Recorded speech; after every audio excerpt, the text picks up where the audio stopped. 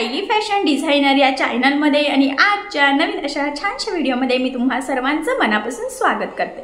तर बघा मग आज मी तुम्हाला खूप सुंदर अशी ब्लाउजची डिझाइन सांगणार आहे। बऱ्याचदा आपल्याला त्याच डिझाइन बघून युनिक थोडीशी वेगळी डिझाइन कशी बनवावी तर हे सुचत नाही। तर आज मी तुम्हाला खूपच सुंदर ब्लाउजला खूप छान असे लुक येणारी ब्लाउजची डिझाइन शेअर करणार आहे। तर ही जी काही डिझाइन आहे त्याची कटिंग आणि स्टिचिंग दोन्ही पण मी तुमच्या सोबत अतिशय सावकाश स्टेप बाय स्टेप आणि खूपच काही महत्त्वाच्या टिप्स अँड ट्रिक्स शेअर करणार आहे, जेणेकरून तुम्हाला हा व्हिडिओ बघून अशी छानशी ट्रेंडिंग ब्लाउजची डिझाइन सहजच बनवता येईल। ठीक आहे, चला तर मग आता वेळ न घालवता आपण आपल्या आजच्या छानशा व्हिडिओला सुरुवात करूयात। आणि हा व्हिडिओ तुम्ही स्किप न करता पूर्ण नक्की बघा, जेणेकरून हा व्हिडिओ बघून बाय चान्स जरी तुम्ही कोणी नवीन शिकत असाल तरी सुद्धा तुम्हाला अशी छानशी ब्लाउज डिझाइन सहजच बनवता येईल।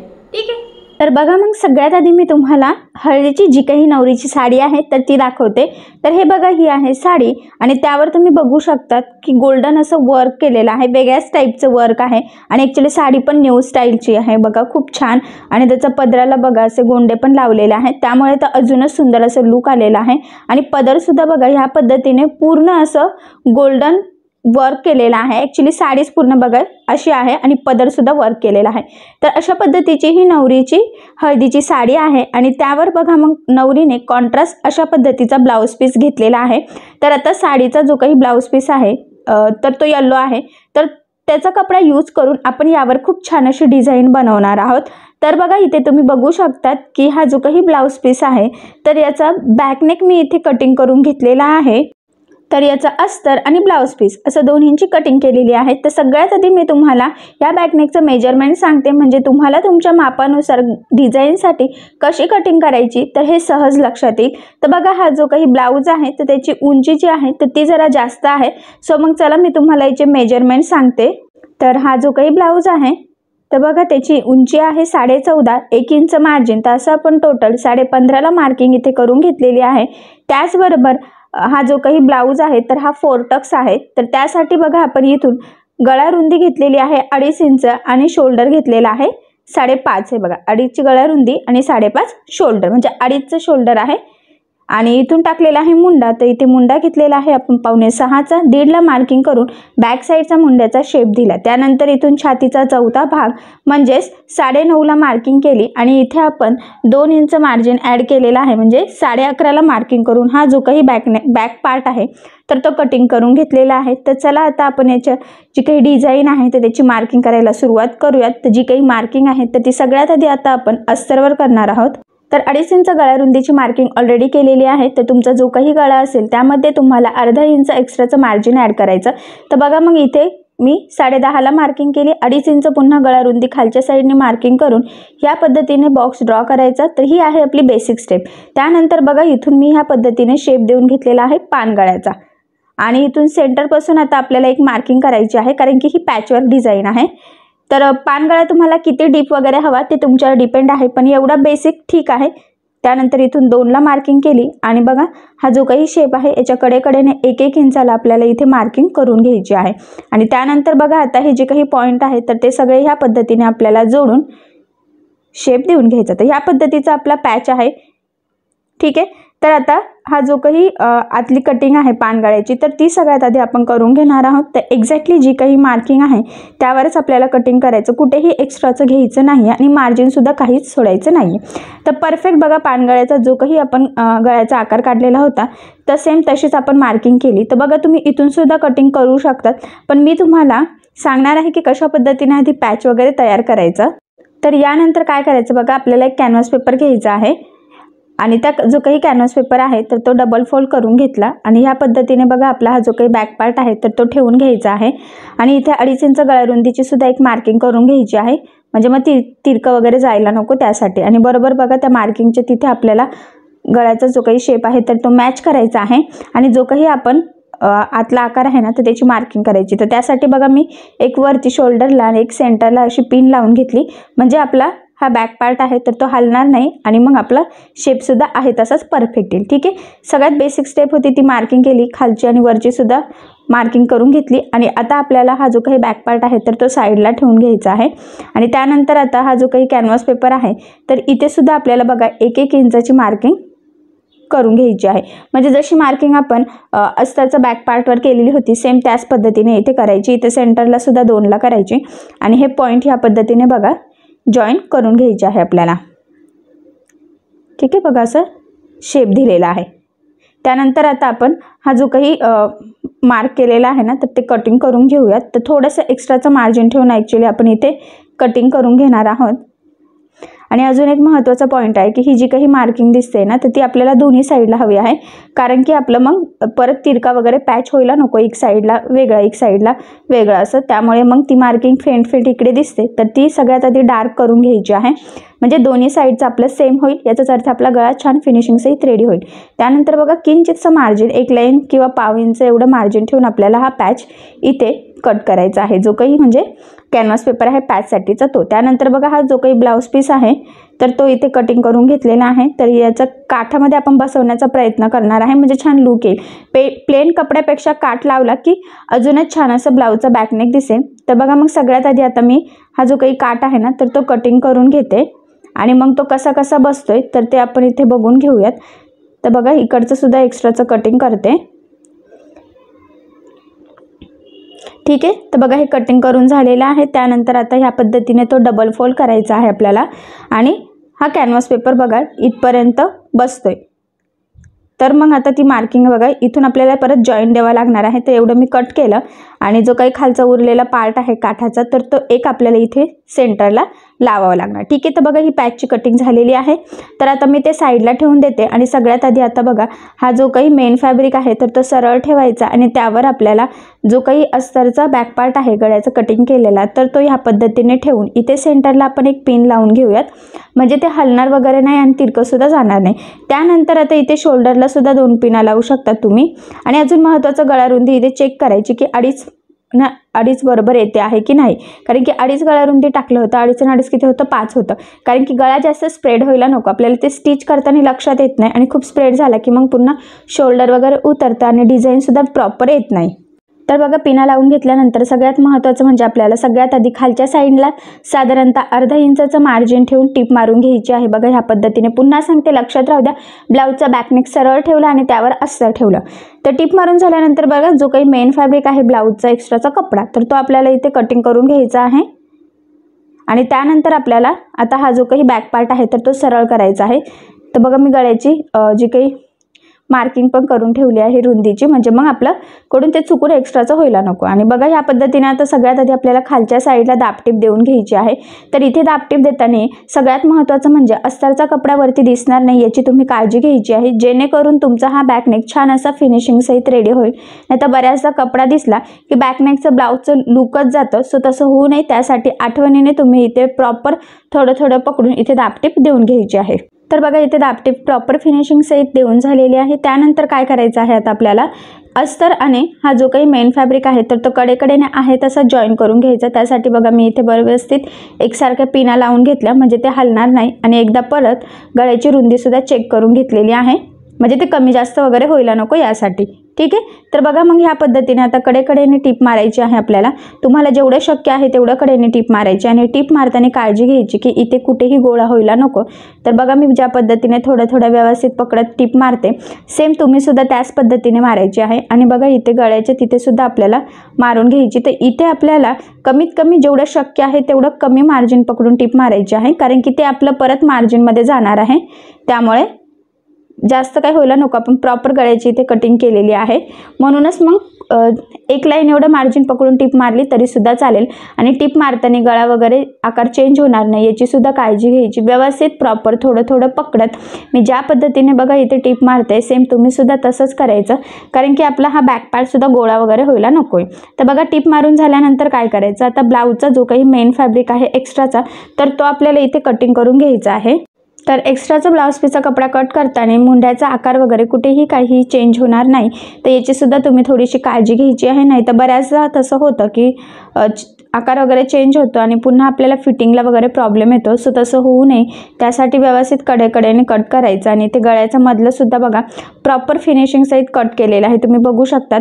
शेप व्यवस्थित आहे तसाच आहे, कुठेही काही चेंज झालेलं नाही आहे. तर बघा आता परफेक्ट मापाचा आपला हा बॅक पार्ट रेडी झालेला आहे आणि गळ्याचा शेपसुद्धा बघा प्रॉपर प्रॉपर आलेला आहे. ठीक आहे, तर ह्या पद्धतीने तुम्ही सुद्धा व्यवस्थित ते कटिंग करून व्यवस्थित परफेक्ट करून घ्यायचं आहे. ठीक आहे, एवढं तर तुमच्या आता लक्षात आलेलं असेल. त्यानंतर आता आपण इथे पॅच तयार करून घेऊयात. तर पॅच तयार करण्यासाठी सगळ्यात आधी आपल्याला जो काही काठ आहे तर तो जॉईन करावा लागेल. आणि आता हा काठ आहे येलो कलरचा, तर मग तुम्ही येलो कलरचाच दोरा मॅचिंग यूज करायचा आहे, म्हणजे फिनिशिंग वगैरे प्रॉपर छान येते त्यासाठी. तर बघा, सगळ्यात आधी काठ सेपरेट करून घेतला आणि मध्ये आपल्याला हा छोटासा पार्ट लावायचा आहे. बघा, तर एक काठ सरळ आणि त्या दुसरा उलटा असं ठेवून ह्या पद्धतीने टीप मारायची आणि पुन्हा सरळ करून दाबटीप सुद्धा देऊन घ्यायची आहे. त्यामुळे काय होतं, दाबटीपमुळे की कुठे जॉईंट आहे ते लक्षात येत नाही आणि आपली फिनिशिंग बिघडत नाही. त्यानंतर बघा, इथलं पण एक्स्ट्राचं कट करून आता हा जो काही पार्ट आहे तर तो त्यावर उलटा ठेवून दिला आणि पुन्हा इथे सुद्धा टीप मारून घेतलेली आहे आणि हा पार्ट सुद्धा आपल्याला सरळ करून दाबटीप देऊन घ्यायची आहे. तर इथे हा पूर्ण काठ व्यवस्थित आपला बघा प्रॉपर जोडून झालेला आहे, जसा आपला पॅचचा आकार होता आणि आपल्याला हवा होता तसं. त्यानंतर बघा, त्यावर आता तो पार्ट उलटा ठेवायचा आहे ॲक्च्युली आपल्याला काठाचा, आणि मग त्यावर आपल्याला हा कटिंग केलेला कॅनव्हासचा जो काही पॅच आहे तर तो ठेवून घ्यायचा आहे. आणि इथे आपण प्रॉपर पिना लावून घेऊयात, म्हणजे ते स्टिच करणं आपल्याला सोपं जाईल, कुठे हलणार वगैरे नाही, कुठे गळा स्प्रेड वगैरे होण्याचे चान्सेससुद्धा राहणार नाही. तर बघा, सेंटरला आणि दोन्ही साईडला सुद्धा मी इथे जे काही आपण मशीनच्या पिना यूज करतो तर त्या लावून घेतलेल्या आहे. लक्षात राहू द्या, काठाचा जो काही कपडा आपण जॉईन करून घेतला तर तो उलटा ठेवलेला आहे आणि इथे आपण त्यावर कॅनव्हास पेपर ठेवलेला आहे. आणि सगळ्यात आधी बघा, आता जे काही आपला शेप आहे पानगळ्याचा आतला, तर एक्झॅक्टली त्यावरच आपल्याला टीप मारून घ्यायची आहे. तर टीप मारताना शेप वगैरे कुठेही चेंज होणार नाही याची काळजी घ्यायची आहे, कारण की शेप चेंज झाला की पुन्हा आपलं पॅचचा शेप वगैरे बदलेल आणि फिनिशिंग जाईल. त्यानंतर बघा, आपण जो काही दुसरा 1 इंचाचं मार्जिन ठेवून मार्किंग केलेली आहे एक्झॅक्टली त्यावरच आपल्याला इथे टीप मारून घ्यायची आहे. आणि खाली सरळ टीप मारली आणि पुन्हा जी काही मार्किंग आहे, तुम्हाला आठवते दोन्ही साईडला आपण यासाठीच मार्किंग केली होती की टीप मारताना आपलं कमी जास्त वगैरे व्हायला नको त्यासाठी. तर बघा, जो काही प्रॉपर शेप होता तर तेवढ्या याला आपण इथे टीप मारून घेतलेली आहे. त्यानंतर बघा, हे मधलं सुद्धा जे काही एक्स्ट्राचं आहे तर ते आपल्याला इथे कटिंग करून घ्यायचं आहे. त्याचबरोबर जे काही कडेचं एक्स्ट्राचं आहे तर ते सुद्धा बघा कट करायचं परफेक्ट मापाचं, म्हणजे जेवढा कॅनव्हास पेपरचा पॅच आहे तेवढाच आपल्याला आता हा कपडा ठेवायचा आहे. त्यामुळे मग उरलेलं सगळंच कडेकडेने आपण इथे कट करून घेऊयात ह्या पद्धतीने. ठीक आहे, आता काय करायचं बघा, खालचं पण एक्स्ट्राचं थोडं कट करून सरळ करून घेतलेलं आहे. आता ह्या ज्या काही पिना आहेत तर त्या काढून टाकूयात आणि हा पॅच आता आपल्याला इथे लावायचा आहे. तर बघा, ॲक्च्युली आपल्याला हा पॅच ह्या पद्धतीने इथे सरळ हवा आहे. ठीक आहे, त्यासाठी काय करायचं, आता हा पॅच आपल्याला आतल्या साईडने उलटा लावावा लागणार आहे. बघा, ह्या पद्धतीने. ठीक आहे, तर अशी टीप मारायची आहे आपल्याला, म्हणजे तो पॅच व्यवस्थित सरळ येईल. तर लक्षात राहू द्या, हा जो काही पॅच आहे तर तो आपण सरळच ठेवलेला आहे, फक्त आतल्या साईडने ठेवलेला आहे. आणि जो काही बॅक पार्ट आहे तर तो सुद्धा सरळ ठेवला, म्हणजे दोन्ही पण सरळ ठेवलेला आहे. कन्फ्यूज होऊ नका, फक्त पॅच आतल्या साईडने ठेवलेला आहे. आणि बघा, दोन्ही शोल्डरला आणि सेंटरला इथे आपण पिना लावून घेतलेल्या आहे. त्यानंतर बघा, आता इथे आपल्याला साधारणतः 1/2 इंचाचं मार्जिन ठेवून टीप मारून घ्यायची आहे. तर व्यवस्थित बघा, कडेकडेने काळजीपूर्वक टीप मारायची, कारण की जास्त स्प्रेड वगैरे गळा पण व्हायला नको त्यासाठी. आणि जसा पानगळ्याचा आकार आहे तर बरोबर सेंटरपर्यंत बघा तशीच टीप मारायची. इथून पुन्हा वरती आता आपण थोडी थोडी टीप मारत येणार आहोत. हे बघा, फक्त आतला जो काही थोडासा कपडा एक्स्ट्रा होता, पण ठीक आहे, तुम्ही एक्स्ट्राच घेतला होता कारण की कमी पडायला नको, नाही तर बऱ्याचदा कमी पडू शकतो त्यामुळे. आणि त्यानंतर बघा, आता हा जे काही एक्स्ट्राचं आहे तर ते आपण कट करून घेणार आहोत. काळजीपूर्वक कट करायचं, ब्लाऊजला कुठेही कट जाणार नाही याची काळजी घ्यायची. आणि त्यानंतर सगळ्यात महत्त्वाची स्टेप म्हणजे इथे छोटे छोटे कट्स मारायचे आहे.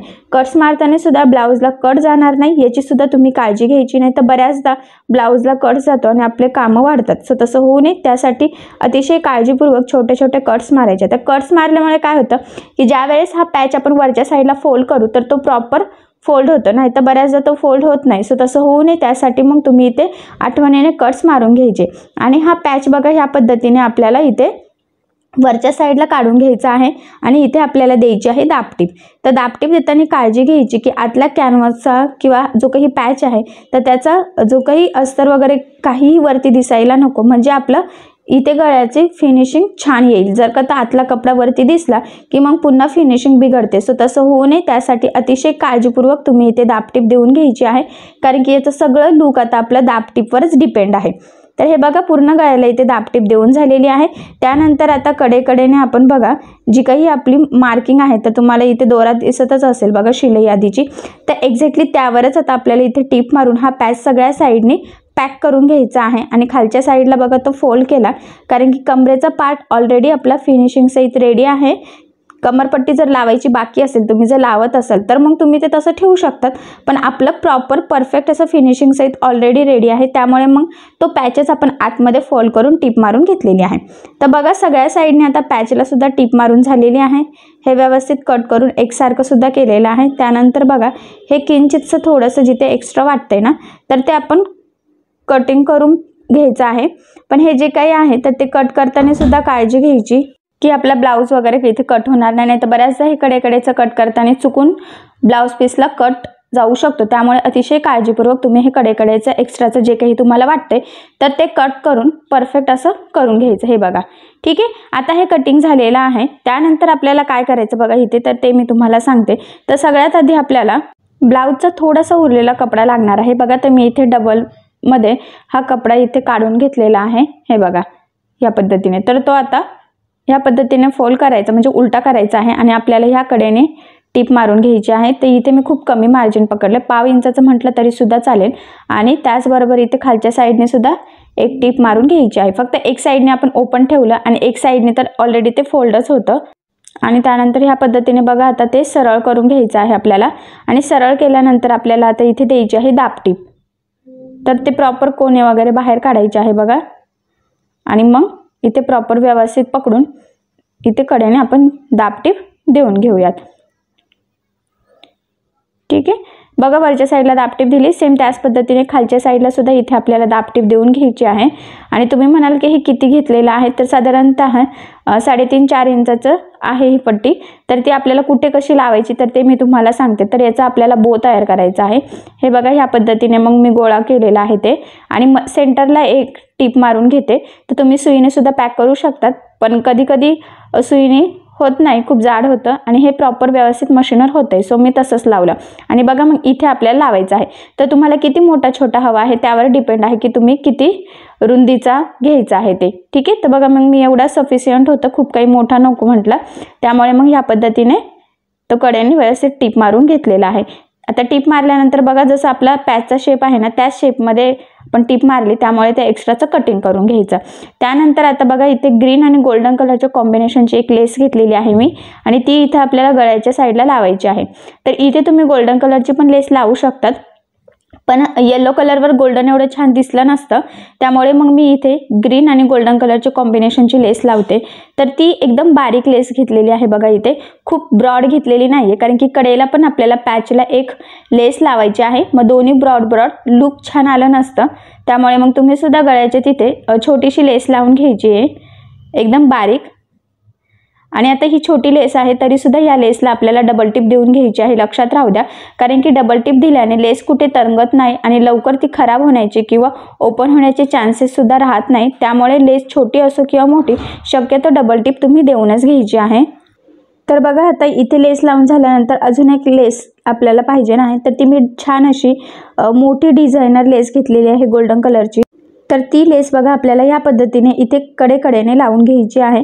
तर सध्या ही लेसचं खूप ट्रेंड चालू आहे आणि ह्या लेसमुळे सुद्धा आपला बॅकने खूप छान दिसतो, तर तुम्ही सुद्धा ही लेस वापरू शकता, तुम्हालाही कुठल्याही मॅचिंग सेंटरमध्ये सहज अवेलेबल असेल। आणि खालच्या साईडने बघा ती डबल फोल्ड करून व्यवस्थित टीप मारून घेतलेली आहे, म्हणजे मग तिथून ती लेस खराब होण्याचे चान्सेस राहणार नाही। आणि बघा इथे सुद्धा या लेसला आपण डबल टिप देऊन घेऊयात। छान बघा प्रॉपर फिनिशिंग सहित आपली ती लेस लागली गेलेली आहे। सेम त्याच पद्धतीने आता आपण इकडच्या साईडला सुद्धा सेम तीच लेस लावून घेणार आहोत। तर इथे गोल्डनमध्ये बऱ्याच व्हरायटी असतात, तर तुम्ही तुमच्या आवडीनुसार कुठलीही गोल्डन लेस इथे लावू शकतात, किंवा तुम्हाला कॉन्ट्रास्ट लावायची असेल तरी लावू शकतात, पण इथे कॉन्ट्रास्टची ॲक्च्युली गरज नाही आहे, कारण की आपण कॉन्ट्रास्टमधला पॅच रेडी केलेला आहे, त्यामुळे मग शक्यतो तुम्ही गोल्डन लावू शकतात। गोल्डन असं पण कशावरही मॅच होते आणि गोल्डन लेसमुळे सुद्धा छान असं लूक येतं। इथे सुद्धा आपल्या ह्या गोल्डन लेसमुळे बघा ह्या बॅकनेकला अजूनच सुंदर लूक येतं आहे, आणि ह्या लेसला सुद्धा डबल टिप देऊन घेऊयात। तर मी पुन्हा सांगते, लेस तुमची छोटी असो किंवा जाड असो, तुम्ही शक्यतो डबल टिप देऊन घ्यायची, म्हणजे छान फिनिशिंग सहित रेडी होतं। तर बघा दोन्ही साईडला फायनली खूप छान परफेक्ट प्रॉपर फिनिशिंग सहित आपल्या इथे हे गोल्डन लेस आणि जी काही मधली लेस होती तर ती सुद्धा लावून झालेली आहे। तर यानंतर सगळ्यात महत्त्वाचं आहे की आपल्याला इथे बॅक साईडला टक्स टाकायचे आहेत। याआधी आपण टाकले नव्हते, कारण कधी कधी आधीच टक्स टाकले तर पॅच लावायला अवघड जातं आणि गोळा होण्याचे चान्सेस असतात। त्यामुळे शक्यतो जर का ह्या पद्धतीचा मोठा पॅच असेल तर आधी पॅच लावायचा आणि मग टक्स टाकून घ्यायचा। तर बघा सेंटरपासून 5 आणि उभा 4 अशा पद्धतीने मार्किंग केलेली आणि अर्धाचं तिरकं मार्जिन पकडून बघा ह्या पद्धतीने आपण इथे टक्स टाकला। तर या टक्सला डबल टिप द्यायची आहे आणि खाली व्यवस्थित लॉक सुद्धा करायचं, म्हणजे तिथून लवकर ओपन होण्याचे चान्सेस राहणार नाही। सेम त्याच पद्धतीने बघा इकडच्या साईडला सुद्धा आपण टक्स टाकून घेतलेला आहे। तर फायनली आपले दोन्ही साईडचे प्रॉपर फिनिशिंग सहित बघा परफेक्ट टक्स टाकून झालेले आहेत। ठीक आहे, त्यानंतर काय करायचं बघा, आता आपल्याला ह्या जो काही बॅकनेक आहे तर त्याला आपल्याला इथे नॉट लावायचे आहे। तर बघा गळ्याच्या साईडला तर ऑलरेडी लावून घेतले आणि खाली आपल्याला त्या बोला लावायच्या आहेत। तर त्यासाठी बघा मी इथे छोटे छोटे 2 तयार करून घेतलेले आहे। ॲक्च्युली आपल्याला 2 म्हणजे टोटल खालच्या साईडला असे 4 अशा पद्धतीने फॅब्रिकचे लटकन दिसले पाहिजे, म्हणजे लुक छान येईल। त्यामुळे मग मी इथे ऑलरेडी तयार केले। तर सिंपल असे त्रिकोणी लटकन केलेले आहे येलो कलरचे आणि ही जी काही नॉड आहे तर ती बघा सुई धाग्याने आपल्याला पॅक करायची आहे, कारण की ती मशीनवर लावणं पॉसिबल नाही आहे। आणि वरच्या साईडने गळ्याच्या खाली साधारणतः 3 इंच आपण एवढं मार्जिन ठेवून ती नॉट लावलेली आहे। तर रेडीमेड गोल्डन कलरची नॉट आपण इथे यूज केलेली आहे। तर बघा या साईडचं लावून झालं तर वरती आपण एक गोल्डन कलरचं बटन लावणार आहोत, म्हणजे अजूनच त्या बोला छान असं लुक येईल आणि ते सुद्धा आपण सुई धाग्यानेच व्यवस्थित पॅक करणार आहोत। तर 4-5 टाके टाकून द्यायचे आणि शक्यतो 4 पदरी दोरा घ्यायचा, म्हणजे मग ते व्यवस्थित पॅक पण होतं। आपल्याला जास्त पॅक करण्याची पण गरज पडत नाही, म्हणजे कमी टाईममध्ये ते व्यवस्थित 2-3 टाके टाकले तरीसुद्धा सफिशियंट असतं। तर बघा ह्या पद्धतीने मग छान असं आपण इथे सेंटरला गोल्डन कलरचं बटन लावून घेतलेलं आहे आणि हे बटनसुद्धा आपल्याला कुठल्याही मॅचिंग सेंटरमध्ये इझिली अवेलेबल असतं। तर हे बटन जे आहे तर ते सुद्धा फॅब्रिकचं आहे, म्हणजे ब्लाऊज धुतल्यावर वगैरे खराब होणार नाही, कपड्याचंच हे बटन आहे। ठीक आहे, तर बघा ह्या पद्धतीने बटन इथे व्यवस्थित प्रॉपर लावून घेतलेलं आहे। ठीक आहे, तर मग बघा हे बटन आणि खालचे हे छोटेसे छानसे लटकन, यामुळे खरंच आपला हा बॅकनेक खूप छान दिसतोय आणि फायनली आपला ही ब्लाऊजची डिझाईन पूर्ण स्टिच करून झालेली आहे, म्हणजेच हा बॅक पार्ट छान फिनिशिंग सहित आपण रेडी करून घेतला। तर या बॅकनेकमुळे आपला ब्लाऊज कसा दिसतो तर ते मी तुम्हाला दाखवते, म्हणजे तुम्हाला सुद्धा आयडिया येईल की तुमच्या ब्लाऊजला सुद्धा कसं लुक येईल आणि कुठल्या ब्लाऊजला तुम्ही ही डिझाईन बनवू शकतात, म्हणजे तुमचा ब्लाऊजच अजून सुंदर दिसेल। तर बघा छान अशी डिझाईन इथे तयार झालेली आहे आणि नक्कीच आपल्या ह्या डिझाईनमुळे आपला ब्लाऊजसुद्धा खूप छान दिसतो। तर ब्लाऊज कसा दिसतो तर ते मी तुम्हाला आता दाखवते। तर बघा मग इथे तुम्ही बघू शकतात की फायनली आपला हा ब्लाऊज पूर्ण स्टिच करून झालेला आहे आणि खरंच ह्या बॅकनेकमुळे आपल्या ब्लाऊजला खूप सुंदर असं लुक आलेला आहे। त्याचबरोबर याची बाहीसुद्धा आपण डिझाईनची तयार करून घेतलेली आहे। तर ही जी काही बाही आहे तर त्याचे कटिंग आणि स्टिचिंगचा व्हिडिओ मी याआधी टाकलेला आहे, तर त्याची लिंक मी तुम्हाला डिस्क्रिप्शन बॉक्समध्ये देते, म्हणजे जर तुम्हाला तशी बाही डिझाईन बनवायची असेल तर तो व्हिडिओ बघून तुम्ही सहज बनवू शकता। इतक्या सोप्या पद्धतीने मी तुम्हाला त्या बाहीची डिझाईनची कटिंग स्टिचिंग सांगितलेली आहे। त्याचबरोबर ही जी काही डिझाईन आहे तर याची सुद्धा मी तुम्हाला कटिंग आणि स्टिचिंग अतिशय सावकाश स्टेप बाय स्टेप आणि खूप काही महत्त्वाच्या टिप्स आणि ट्रिक्स सहित सांगितलेलं आहे, जेणेकरून हा व्हिडिओ बघून तुम्हाला सुद्धा अशी छानशी पॅचवर्कची डिझाईन सहज बनवता येईल। आणि हा जो काही ब्लाऊज आहे तर तो खास नवरीने त्याच्या हळदीच्या फंक्शनसाठी आपल्याकडून शिवून घेतलेला आहे, म्हणजे माझ्याकडून। आणि ही पॅचवर्क डिझाईन सुद्धा बघा खूप छान आहे, कलर कॉम्बिनेशन सुद्धा खूप सुंदर आहे। सो तुम्ही सुद्धा स्पेशल फंक्शनसाठी किंवा नवरीच्या कुठल्याही ब्लाऊजवर अशी डिझाईन नक्की तयार करू शकता, किंवा तुम्हाला जरी जायचं असेल लग्नाला तरी सुद्धा तुम्ही ही डिझाईन सहज बनवू शकता। नक्कीच या डिझाईनमुळे तुमच्या साडीला खूप सुंदर असं लुक येईल। सो तुम्ही सुद्धा नक्की बनवून बघा, मी खूप सोप्या पद्धतीने सांगितलेलं आहे। तर मग तुम्हाला आपला आजचा व्हिडिओ कसा वाटला हे मला कमेंट करून नक्कीच कळवा। त्याचबरोबर आजची आपली डिझाईन आवडली असेल तर व्हिडिओला लाईक करायला विसरू नका आणि असेच नवनवीन छानसे व्हिडिओ बघण्यासाठी आपल्या सायली फॅशन डिझायनर या चॅनलला लाईक करा, शेअर करा आणि सबस्क्राईब करायला विसरू नका। आणि ज्यावेळेस तुम्ही सबस्क्राईब कराल त्यावेळेस त्यासमोरील बेल आयकॉन ही नक्की प्रेस करा, त्यामुळे काय होईल जेव्हा मी नवीन व्हिडिओज टाकेल त्याचे नोटिफिकेशन तुम्हाला तुमच्या मोबाईलवर येईल। Okay, thank you.